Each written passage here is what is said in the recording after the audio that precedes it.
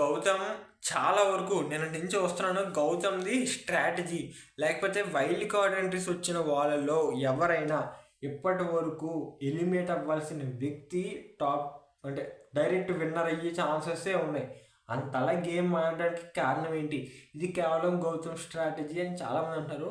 So strategy చెప్పే ముందు హౌస్లోకి వెళ్ళిన తర్వాత వైల్డ్ కార్డ్ ఎంట్రీస్ అంటే ఈ సీజన్కి కొత్తగా వెళ్ళిన వాళ్ళు అయితే కాదు. ప్రతి సీజన్లోని వైల్డ్ కార్డ్ ఎంట్రీస్ ఉంటారు. మధ్యలో ఒక 2-3 సీజన్లకి అయితే వైల్డ్ కార్డ్ ఎంట్రీస్ లేరు. So comparatively Bigg Boss season 7కి మొత్తం వైల్డ్ కార్డ్ ఎంట్రీస్ ఉన్నారు. వాళ్ళ గేమ్ తెలుసు. చాలా వరకు వైల్డ్ కార్డ్ ఎంట్రీస్ చాలామంది వెళ్ళి వచ్చారు. But Gautam game wild card ఎంట్రీకి వెళ్ళినప్పుడు తాను బయట చూశాడు. మిగతా వైల్డ్ కార్డ్ ఎంట్రీ కంటెస్టెంట్స్ కూడా చూశారు వాళ్ళ గేమ్ని.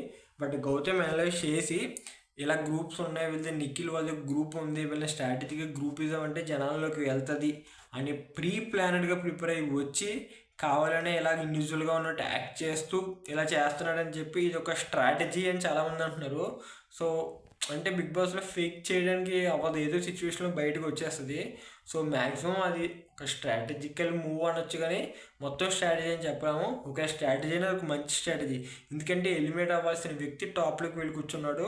సో అది ఏదైనా తను ఎవరిని కొట్టట్లేదు, ఎవరిని ఏం చేయట్లేదు, తన గేమ్ తను ఆడుకుని వెళ్తున్నాడు. ఎవరి వల్ల తనకి ఇబ్బంది లేదు కాబట్టి అది స్ట్రాటజీ అని ఏదైనా తనైతే విన్నర్ అవ్వాలని అనుకుంటున్నాను నేను.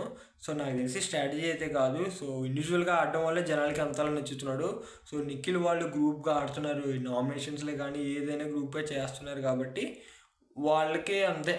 గౌతమ్కి అంత సపోర్ట్ వస్తుంది. ఎక్కువ లేడీ ఫ్యాన్స్ ఉన్నారు గౌతమ్కి నాకు తెలిసినంత వరకు. మీరేమనుకుంటున్నారు కింద కామెంట్ చేయండి. Thank you.